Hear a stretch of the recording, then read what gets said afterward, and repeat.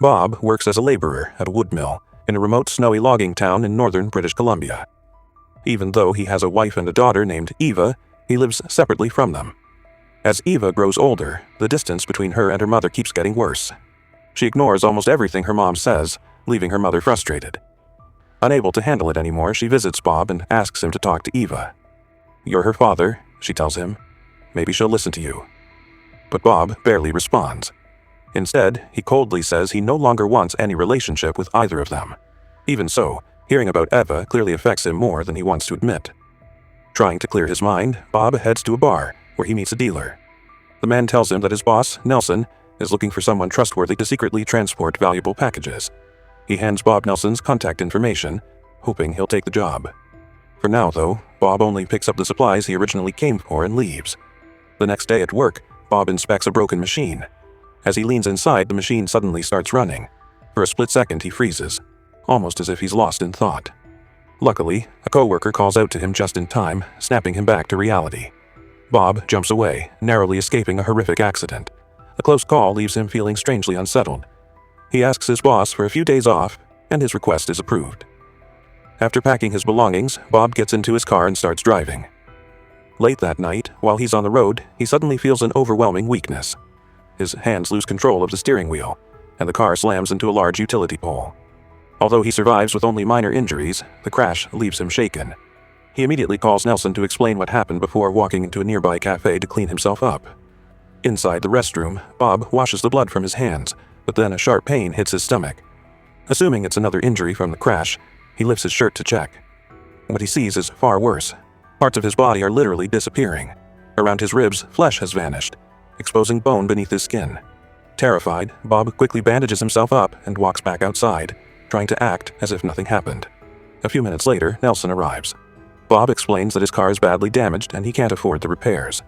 Nelson immediately offers him a deal. If Bob delivers one of his secret packages, he'll pay enough money to fix the car. With no better option, Bob agrees. Nelson takes him to his house, and the following day they drive deep into the woods. There, Nelson shoots a bear, kills it, and cuts off its head before placing it inside a large box. The next day, he hands that same box to Bob. It contains the bear's body parts, which Nelson plans to sell on the black market for a huge profit. By then, Bob's car has been repaired, so he begins the delivery. After driving for hours, night falls, and he decides to stop at his wife's house. Eva isn't home.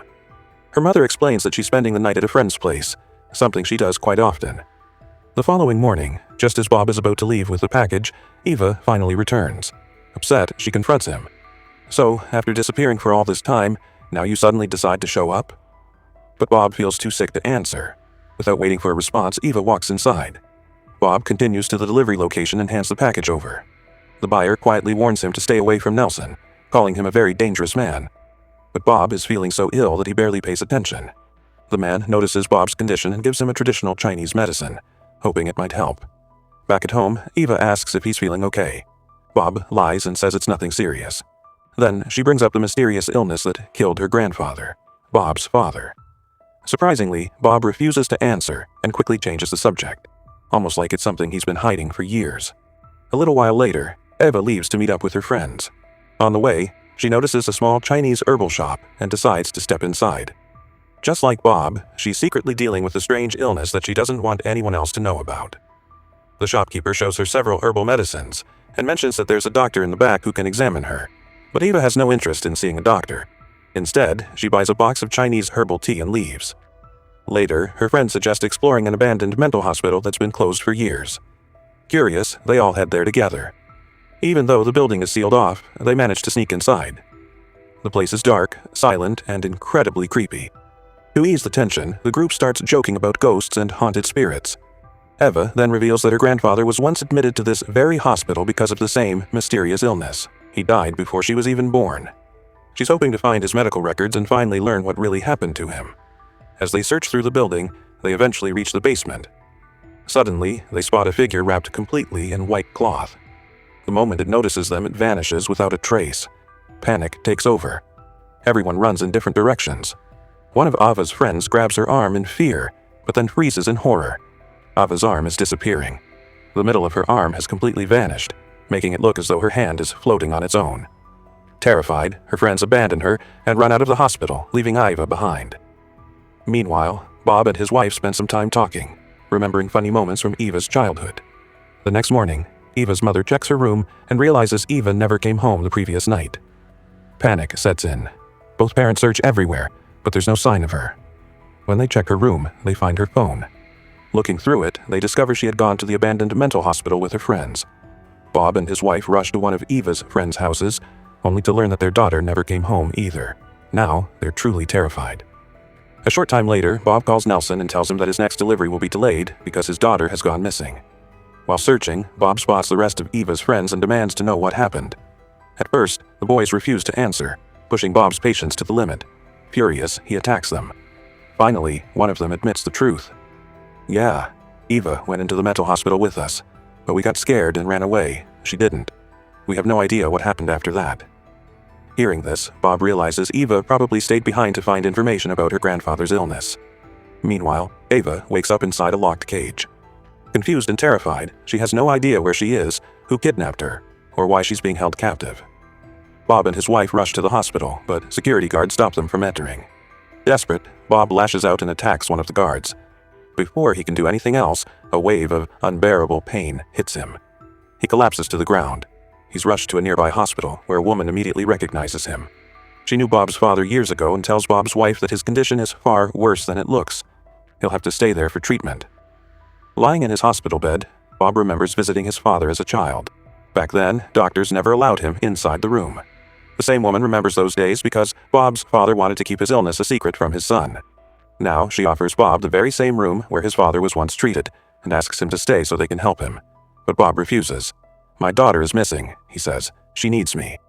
Ignoring his protests, the staff force him into the room and lock the door behind him. That night, Bob wakes up in agony. Then, something impossible happens. The locked door slowly swings open by itself, and on the table beside it, the keys to the hospital's main gate are waiting for him. It almost feels like someone unseen is helping him escape. Without wasting a second, Bob grabs the keys and escapes the hospital. He heads straight to his wife's house, hoping Eva has returned. But when he gets there, his wife isn't home either. Only the neighbor is there. Just then, Bob gets a call from Nelson. Nelson angrily warns him that if the next package isn't delivered on time, he'll kill Bob and his entire family. The threat leaves Bob even more desperate. A short time later, he learns that one of Eva's friends has finally returned home, so he rushes over to question her. She admits she saw Eva's arm slowly disappearing inside the abandoned hospital. Before Bob leaves, she hands him Eva's backpack. As Bob searches through it, he finds the same Chinese herbal tea that a man had once given him after he delivered Nelson's package. Realizing it can't be a coincidence, Bob immediately tracks that man down and asks if he knows anything about Eva's disappearance or his missing wife. The man shakes his head. "I may be involved in illegal business," he says, "but I'm also a husband and a father. I'd never kidnap someone else's wife or daughter." Then he tells Bob about the Chinese herbal shop where Eva bought the tea, believing they might find answers there. Meanwhile, Eva is being held captive by a group of people performing horrifying experiments on her. They cut into her skin and repeatedly examine her wounds, leaving her screaming in pain. Not long after, Bob arrives at the herbal shop and asks the woman behind the counter about his missing daughter. The moment she sees him, she becomes visibly nervous but refuses to tell him anything. Then Bob notices Eva's bicycle parked beside the shop. Without saying a word, he removes his hood. The woman is horrified. Half of Bob's head has already disappeared, making it obvious that he suffers from the same terrifying condition as Eva. Terrified, she silently points toward the doctor's room. Bob immediately understands and charges inside.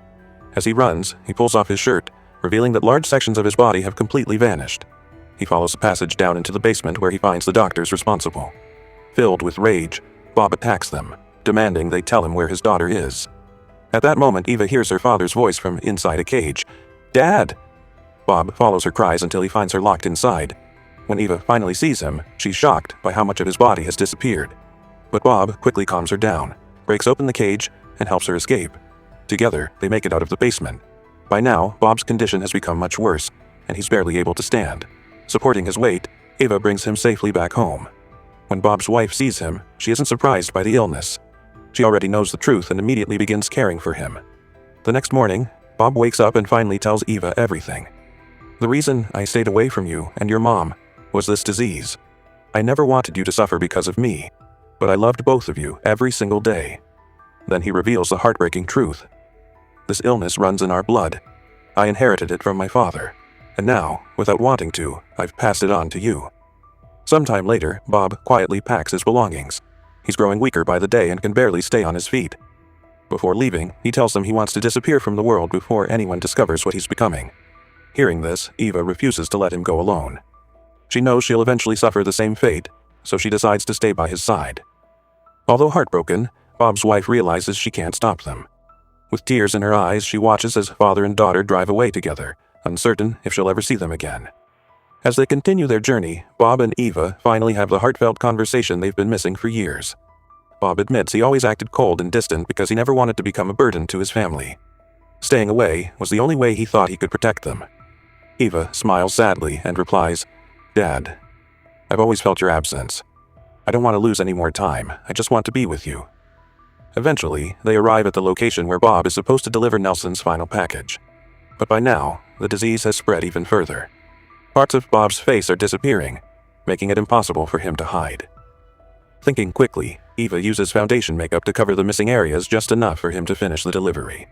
Bob hands over the package, and afterward, the buyer invites them to stay at his house. There, Eva prepares the same Chinese herbal tea, and the two spend some peaceful time together, laughing and enjoying each other's company for the first time in years.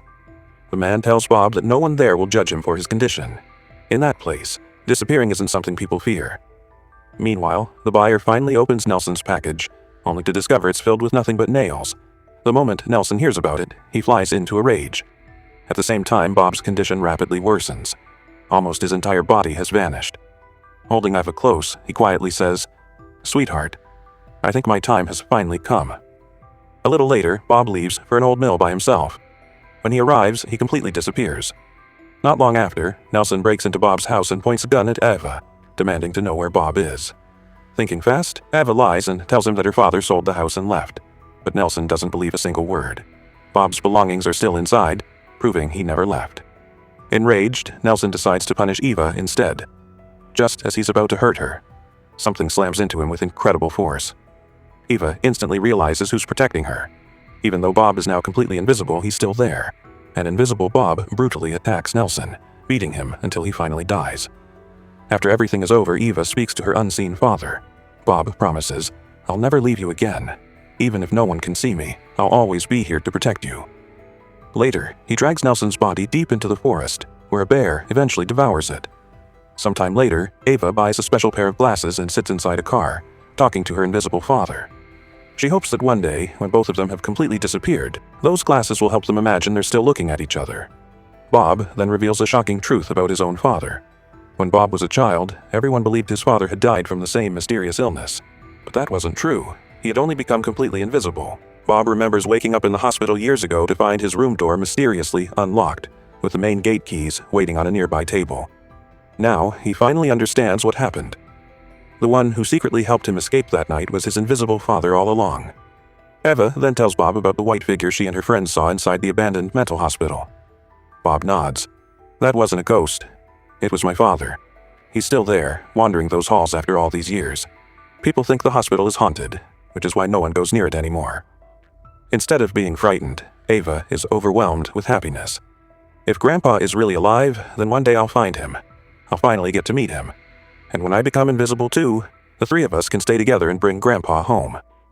With that emotional promise, the story comes to an end.